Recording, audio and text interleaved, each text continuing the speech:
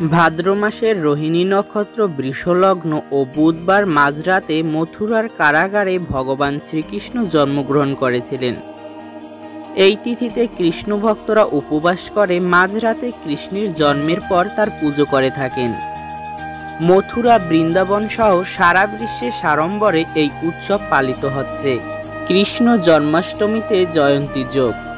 এবছর 26শে আগস্ট কৃষ্ণ জন্মাষ্টমীতে জয়ন্তী যোগ তৈরি হচ্ছে। শাস্ত্র অনুযায়ী জয়ন্তী যোগে জন্মাষ্টমী ব্রত পালন করলে অক্ষয় পূর্ণ ফল লাভ করা যায়। কৃষ্ণের কৃপায় সুখ সমৃদ্ধি লাভ করা সম্ভব। কথিত আছে, যে ব্যক্তি এই যোগে জন্মাষ্টমী ব্রত পালন করেন তারা বৈকুণ্ঠ লাভ করেন। এবছর গৃহস্থ ও বৈষ্ণবরা একই দিনে কৃষ্ণ জন্মাষ্টমী পালন করবেন।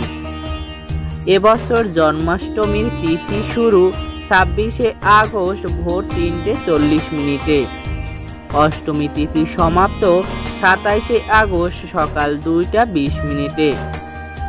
অতএব এবছর ভাদ্রপদ মাসের কৃষ্ণপক্ষের অষ্টমী তিথি পড়ছে 26শে আগস্ট। 26 তারিখ মাঝরাতে কৃষ্ণ পুজো হবে।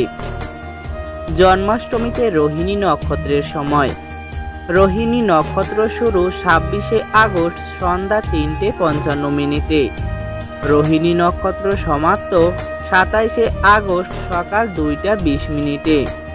পুজোর সময়। এবছর কৃষ্ণ জন্মাষ্টমীর পুজো শুরু রাত 12টা থেকে 12:45 পর্যন্ত। পুজোর জন্য 45 মিনিট সময় পাবেন।